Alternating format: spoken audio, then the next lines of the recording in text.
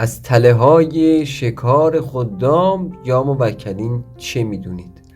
آیا میدونستید این مطلب وجود داره و یکی از مطالبی است که معمولاً اساتید و اون کسانی که این کارها رو انجام میدن از اون اطلاعی هم اگر داشته باشن به شاگردان خودشون یا به کسانی که علم آموز هستن نمیگن. اما بنده امروز تصمیم دارم در مورد این برای شما صحبت بکنم و از این مطلب برای شما مقداری آگاهی رسانی بکنم. با من تا انتها همراه باشید و در ادامه این مطلب رو دنبال بکنید. مطلبی بسیار مهم که حتما کسی که در علوم غریبه میخواد قدم بگذاره و طی طریق بکنه باید اون رو بلد باشید. با نام و یاد دادار پایدار و با درود و عرض ادب به پیشگاه شما باشندگان و دانش آموزان در راه علوم غریبه و عزیزانی که نسبت به این مطلب علاقه‌مند هستند و آرزوی تندرستی و بهکامی و بهروزی برای شما گرامیان. امیدوارم در کجا هستید به دور از کجی و کاستی همراه با تندرستی باشید، چه در کنار خانواده چه دور از خانواده. یک مطلب رو بارهای بار تکرار کردم، اگر روز 1000 بار این مطلب رو برای شما بگم باز هم کم هست، برای اینکه درهای نعمات زندگی، برکات زندگی براتون باز بشه. یادتون نره به پدر مادر، به بزرگترها احترام بکنید و این مطلب در گذشته ما مطلب بسیار بسیار مهمی بوده، امروز متاسفانه کم رنگ شده. این مطلب رو یادتون باشه و برای کوچکترهاتون این رو آموزش بدید. عزیزان، من در مورد علوم غریبه خیلی چیزها رو سعی کردم بگم، حالا مخصوصا از زمانی که دیدم دوستان خیلی به این مسائل علاقه‌مند هستن. یه مقداری روند کارنا رو از زمانی که دستورهات و اینها میذاشتم کم کردم و از دستورات بیشتر رفتم روی مباحثی که واقعیات ماورا و تسخیرات نام داره و یک پلیلیست رو درست کردم عزیزان که در این پلیلیست خیلی چیزها رو میتونید ببینید و در مورد موکلین، در مورد خدام، در مورد جنهای مختلف، در مورد سرسلسله جنیان و مقداری برنامه درست کردم که حتما برید ببینید و در انتهای همین برنامه قرار میدم. اما جای یکی از مهمترین مطالب خالی است. معمولا در اصطلاحاً جایگاه استاد شاگردی عزیزان خیلی ها نسبت اون چیزی که حالا به اصطلاح می شود گفت شاگردان و علم آموزانشون هست یاد نمیدن، یا اگرم یاد میدن خیلی خیلی این رو به اصطلاح می شود گفت که سعی میکنن که به صورت خیلی مجمل عرض میکنن، معمولا چیزی رو از این ترتیب یاد نمیدن. من ندیدم، یا اگر هم خب کسی یاد میده نازش هستش، ولی چیزی رو که بنده ندیدم و در کتب خاصی نبوده همین به دام انداختن اصطلاحاً خدام هست. اما این به دام انداختن خدام چیه؟ چجوری اونو به دام میندازید؟ دوستان بعضی شنیدن این مطلب رو، ولی اون مطلب این نیست که بنده میخوام براتون توضیح بدم. ما در محض چله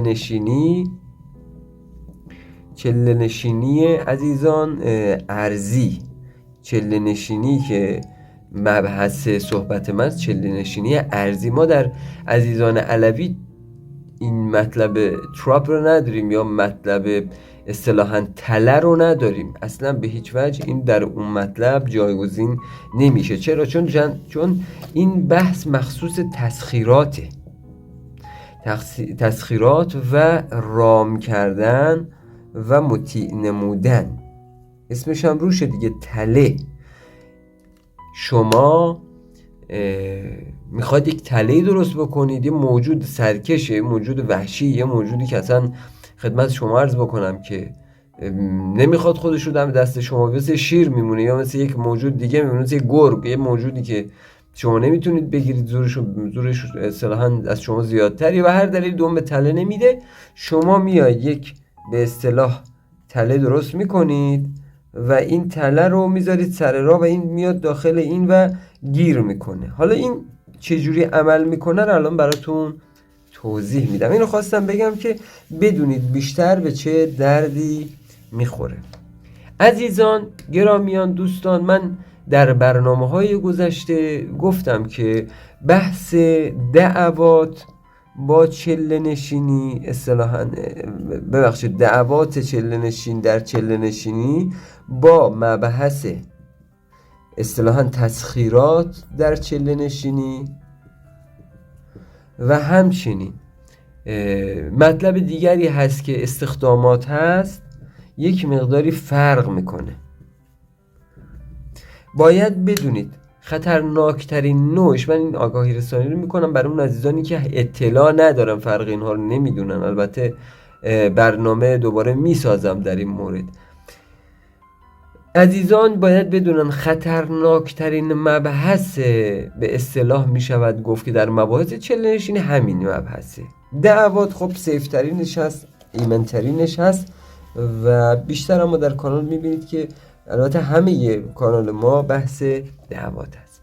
خب شما یک تله رو عزیزان در چند مورد میتونید اصطلاحاً درست بکنید. تله ها معمولاً میدونید دیگه تله های فرکانسی هستن.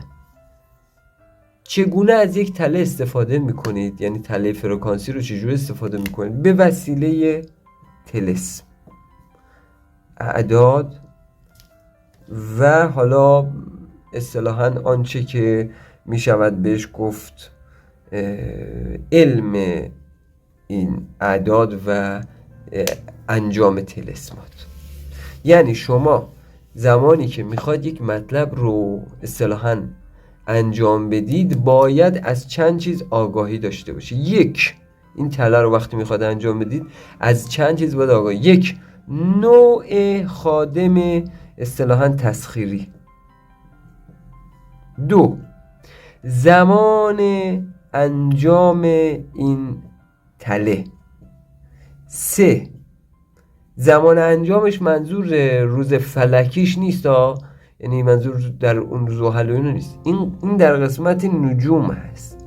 زمان انجامش مثلا میخواد در روز یک شنبه انجام بدید، دوشنبه انجام بدید. و سومین موردش در زمان نجوم هست. نوعش هم که باید بدونید این موجودی که من میخوام بیام این موجود جنیه، این موجود افریته، این موجود دیوه، این موجود غوله. چهارمین چیزی که شما از این اصطلاحاً باید آگاهی کامل داشته باشید و بدونید این هست که اصطلاحاً برای انجام این طلسم علم بخورات رو شما باید داشته باشید. حالا این تله ها به جز این از دو مورد هست. هم عرض کردم یکی علم الاعداد طلسمات و سومی علم اصطلاحاً همشون بر مبنای فرکانس هستن، هیچ فرقی نمیکنه. منتها اینجا فرکانس بر روی اعداد هست و طلسم هست و در قسمت دیگه علم البخورات هست. ما یکی از اصطلاحاً می شود گفت که تله هامون هم تله های بخوری هستن که شما ازش میتونید استفاده بکنید. حالا من در ادامه در مورد یک مبحث بخور و دو مورد از مبحث هایی که در به اصطلاح اعداد و طلسم هستن صحبت میکنم. تا اینجا رسیدیم. اگر میبینید عزیزان این کانال براتون حالا راهی رو داره آموزش میده که هم ایمن هست و داره آگاهی رو به شما میده که سعی کردیم ما بهترین راه باشه و واقعیات رو به صورت درست بیان بکنیم. اگر میخواید کمک بکنید با کانال و دیده بشه توسط الگوریتم برای دیگر عزیزان علاقمندان که به راه درست برن، زحمت بکشید 2 یا چند کامنت انگلیسی برای ما بگذارید. سپاسگزار میشم از شما و بعد هم لایک بکنید. عزیزانی هم که عضو نشدن یا سابسکرایب نکردن خوشحال میشیم سابسکرایب بکنن و این زنگوله رو حتما بزنید عزیزان. و عزیزانی هم که دوست دارن این برنامه ها رو شیر بکنن از طریق گزینه همرسانی و برای دیگر عزیزان از طریق گزینه سوپر تانکس هم میتونید به کانال کمک بکنید، هر چقدر اندک. سپاسگزارم از این که همراهی میکنید با ما.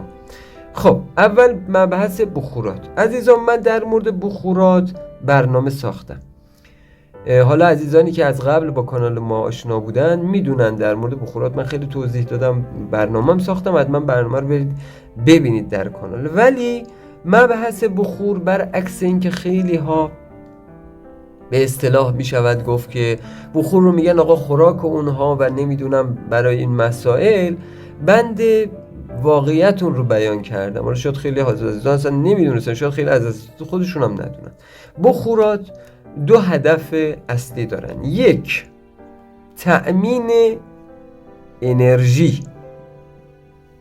یکی تأمین انرژی. دو، هم اصطلاحاً یعنی متعادل کردن، بذار اینجوری بنویسم، متعادل نمودن سطح فرکانس مغز شما با اون عمل، با عمل اصطلاحاً احضار، حالا تسخیر، هر چی که هست با اون. یعنی بخورات نه تنها انرژی رو تأمین میکنه برای اون موجود، بلکه مغز شما رو میاد نسبت به اون عملی که میخواید انجام بدید به یک سطحی میرسونه، حالا یا بالا میبره یا پایین میاره یا متعادل میکنه، از تنش میگیره و این یکی از مهمترین چیزهایی است که در بخورات به اصطلاح نتیجه اصلیش است. حالا چگونه ما از این برای به اصطلاح تله استفاده بکنیم؟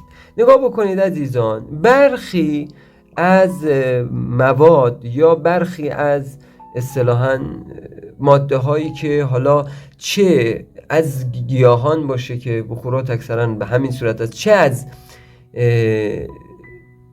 حیوانات، چه از انسان ها، اینها انرژی بسیار بسیار بالایی دارند.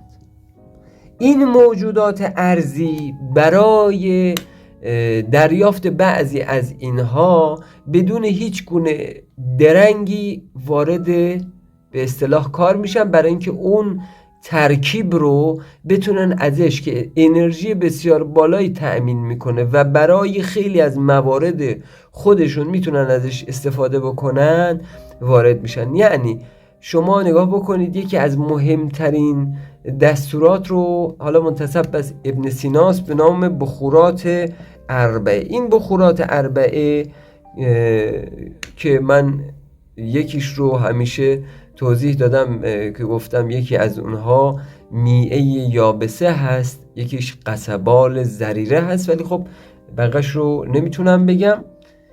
و اینها، این 4 ماده وقتی با هم ترکیب میشن میشود به حالت یک اصطلاحاً انرژی بسیار بسیار سطح بالا با فرکانس بالایی تولید میکنه و باعث میشه که اون خدامی که در نزدیکترین حالت هستند به جایی که شما دارید اون انرژی رو تأمین میکنید، سریعاً بدون هیچ درنگی از انرژی اون میان برای استفاده. و برای کسی که این رو تأمین میکنه برای اونها هر چند بسیار اندک، حتی به مرحله میرسه که ممکنه عهد بدن، یعنی اینقدر برای اون ارزشمنده. پس این رو شما میتونید به عنوان یک تله هم استفاده بکنید، بدون هیچ گونه عزائمی میتونید از اون استفاده بکنید. این یکی از اصطلاحاً تله ها.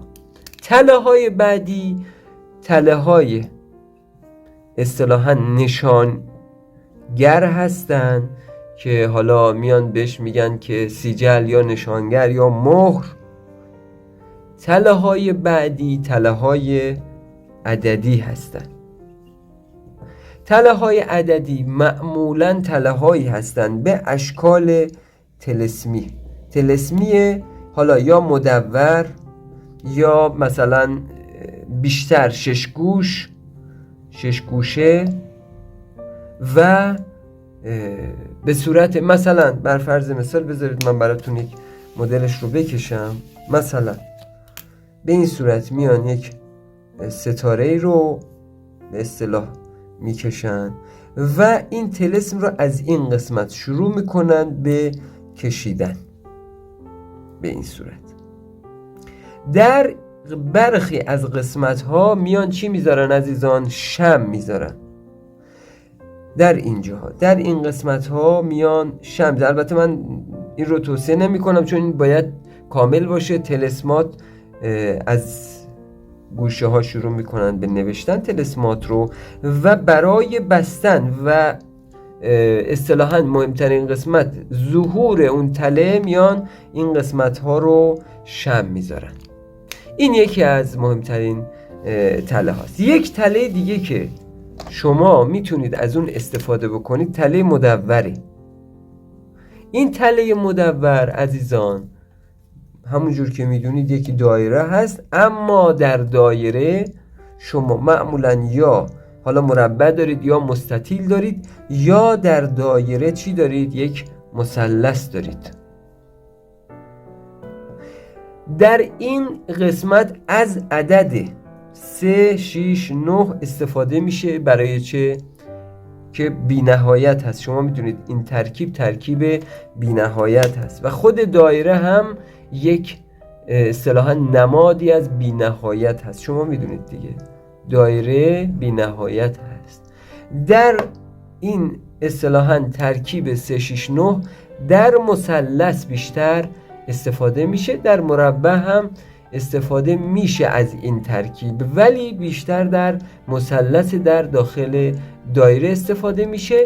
شما معمولاً باید در داخل مثلث بنشینید. اون اصطلاحاً 6 گوشی هم که عرض کردم ستاره 6 گوش، شما در مرکز 6 گوش میشینید و البته عرض میکنم اینها مخصوص انجام اعمال ارضی و سفلی است. به هیچ وجه من الوجوه نباید همچین کاری بکنید. معمولا در این به اصطلاح دایره و مثلث یا مربع شما باید از کارد و علم هم استفاده کنید. این به دو صورت هست عزیزان، یکی به صورت منادل غیر تله‌ای، یکی نه مندل همراه با تله. شما یکی از این تله ها رو در کجا میبینید عزیزان؟ در احضار دختر ابلیس. در احضار دختر ابلیس، اون به اصطلاح مندلی که همراه با تله هست در زیتونه، که من حالا اینجا اصلا کاری هم باش ندارم، نمیخوام صحبت بکنم، شاید بعداً براش برنامه ساخته باشم. ولی اینها زمانی که شما این رو میزنید برای اون موجود، این موجود زمانی که در اطراف شما میاد به حرکت عزیزان، این گرداب به صورت نامرئی براش شروع میکنه به چرخیدن، با توجه به اینکه حتما باید در تله ها شم داشته باشید. در اطراف مناطقی که به اصطلاح اون استاد براتون تله رو میچینه یا اون کسی که براتون حالا تله رو زده میچینه، میاد این شم باعث میشه یک اصطلاحاً گردابی از انرژی درست بشه. اون موجود به محض اینکه بیاد داخلش، داخل یک گردابی شروع میکنه هی به چرخیدن تا زمانی که به اصطلاح شما بتونید اون رو از اونجا در بیارید و بتونید استاپ بکنید، و این فقط به اذن شما ممکن خواهد بود. دیگه نمیتونه از اون بیرون بره تا زمانی که عهد رو به شما بده. و عرض میکنم کار بسیار خطرناکی، من اصلا توصیه نمیکنم به هیچ کس، و این کار هر کسی نیست. تله ساختن کار هر کسی نیست. از تله استفاده کردن البته در مورد تله‌های بخوری باز خیلی بهتره، ولی در مورد تله های اعداد، تله های طلسمی، تله هایی که معمولاً به وسیله اشکال هندسی هست، حتما باید کسی که اینا رو میسازه بسیار بسیار وارد باشه. از نوع کاردش، از نوع علمش، جنس اونها بسیار باید وارد باشه و هر کسی نمیتونه متاسفانه این کار رو انجام بده. برنامه امروز رو من عزیزان براتون ساختم. شاید در خیلی جاها خدای نکرده خیلی از عزیزان بخوان با همچین جریانی روبرو بشن و از اون آگاهی داشته باشن.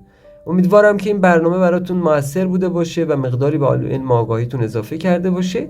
به کانال کمک بکنید، حمایت بکنید کانال رو با همراهیتون، لایکتون، کامنتاتون و شیر برای دیگر علاقه‌مندان. از اینکه ما رو همراهی میکنید سپاسگزارم و تا زمان بعدی و آموزش بعدی، دادار پایدار یارو یاور شما گرامیان.